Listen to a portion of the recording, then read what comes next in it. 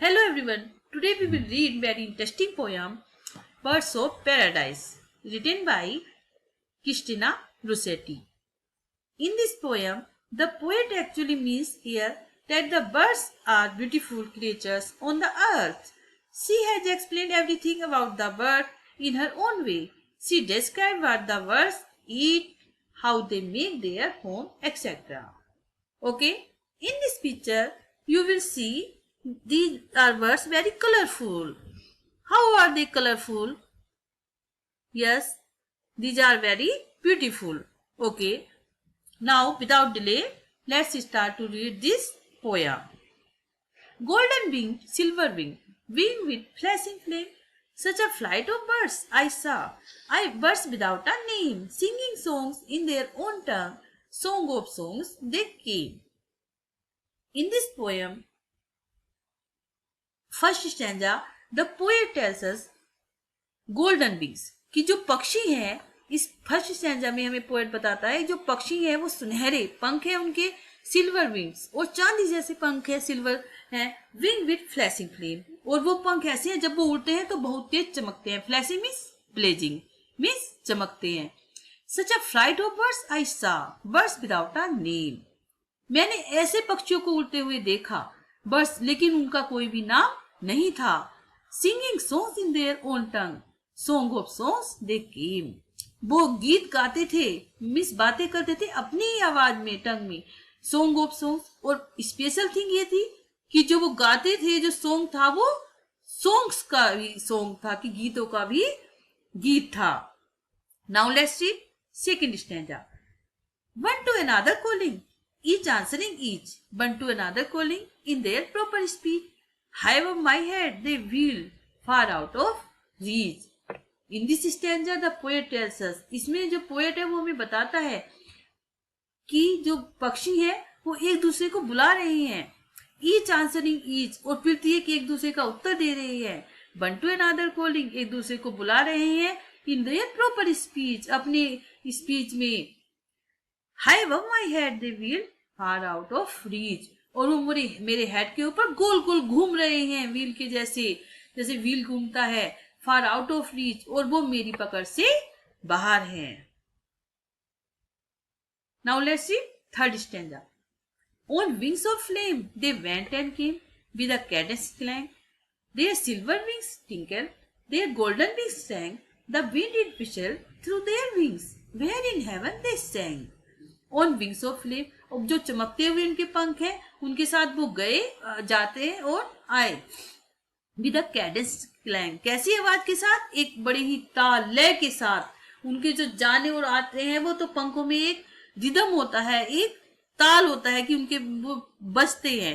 Cadence means rhythm. Their silver wings tinkle, और जो उनके सिल्वर विंग है वो भी टिंकल करते हैं, वो भी बजते हैं. जैसे जिंगल बेल होती है, आवाज होती है जैसे चर्च में घंटियों की, वैसे ही वो बजते हैं. और देयर गोल्डन मिक्स है, और उनके गोल्डन मिक्स भी ऐसे ही बजते हैं. The wind it whistle through their wings, where in heaven they sang. और जब वो हवा के साथ जो है उड़ते हैं तो उनके जो पंख जब वो उड़ते हैं तो उसमें से आवाज कैसी आती है? विशल, सीटी जैसी आवाज आती है. वेयर इन हेवन दे सैंग, जहां पर वो गाते हैं, उन्होंने गाया. विशल मीन्स क्या होता है? सीटी. They flashed and they darted a while before mine eye, mounting, mounting, mounting still. वो एकदम से फ्लैश दिखाई देते हैं एकदम से. And they darted, darted means flu, और उड़ जाते हैं, एकदम से उड़ गए, एकदम से दिखाई दिए मेरी आंखों के सामने और उड़ गए. माउंटिंग, माउंटिंग, और वो माउंटिंग मीन्स क्लाइंबिंग, और इंक्रीजिंग भी होता है कि वो मीन्स है कि वो ऊपर जाते रहे, अब ऊपर और ऊपर जाते रहे. In haste to scale the sky, birds without a nest on earth, birds of paradise. Haste means hurry, कि जल्दी से जो है वो सभी जो पक्षी हैं वो स्केल द स्काई, जैसे स्केल होता है, लाइनें होती है, ऐसे वो आसमान में नजर दिखाई देने लगे. Birds without a nest on earth, और जो पक्षी थे वो कैसे थे? पृथ्वी पर उनका कोई भी घोंसला नहीं था. बर्ड्स ऑफ पैराडाइज, ये पैराडाइज मीन्स हेवन, ये स्वर्ग के पक्षी थे. तो this poem is written by Christina Rossetti. और I have told you new words. Cadence means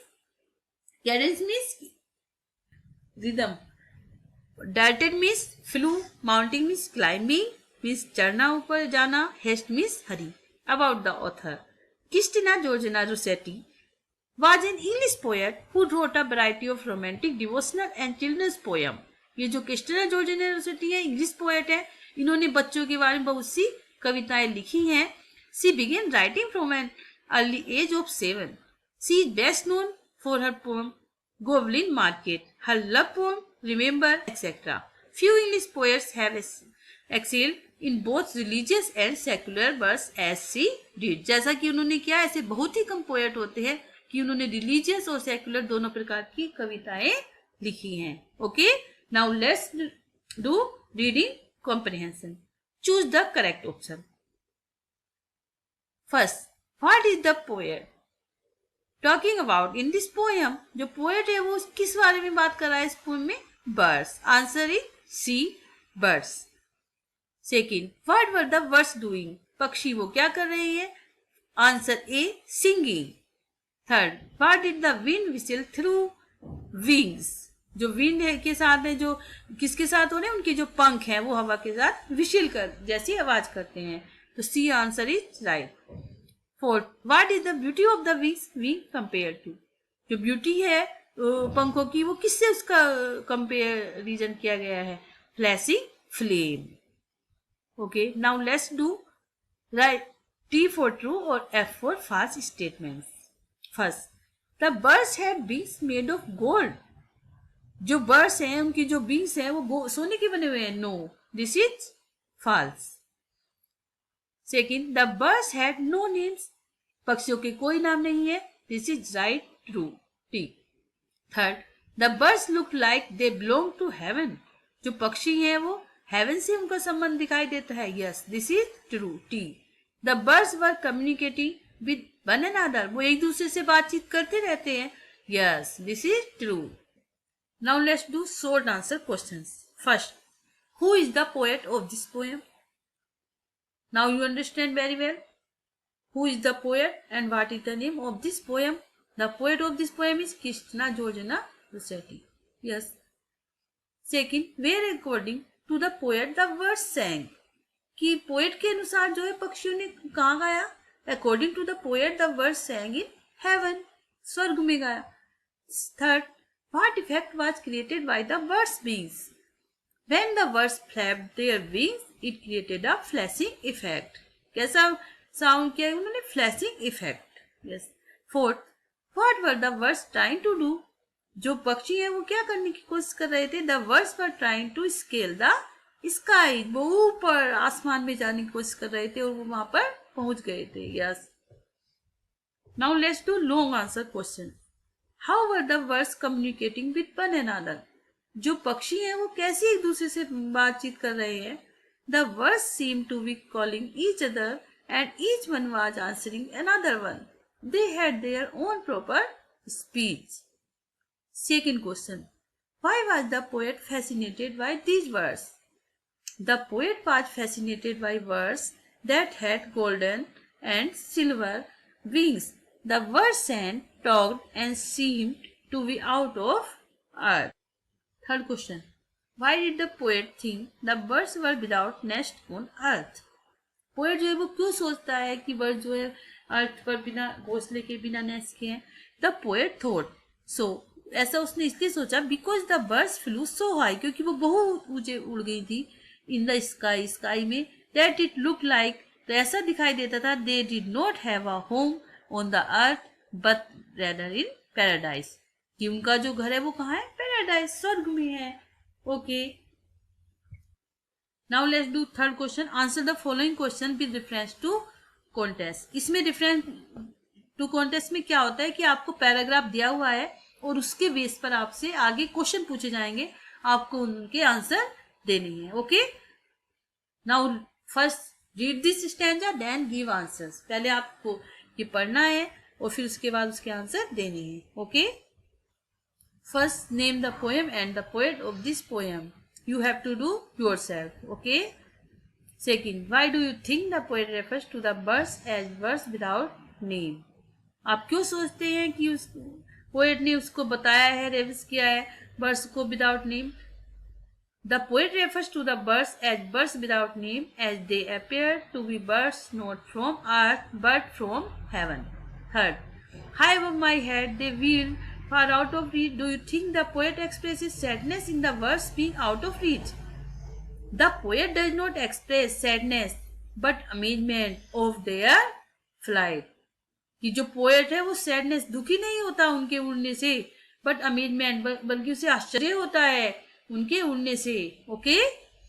fourth, what do you understand by the term golden wing and silver wing? इनसे क्या समझते हैं आप? Golden wing, golden wing and silver wing means wings of angels, कि ये angels के पंख हैं, उससे ये मालूम होता है.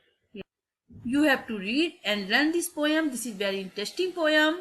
So you have to learn, okay, and read again and again, and do word meaning and question answer in your notebook in good handwriting. Okay, students, and you have to sing this poem in beautiful way. You can see the another video how to sing the poem. Okay.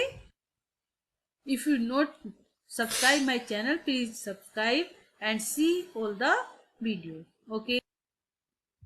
Bye bye. Have a nice day.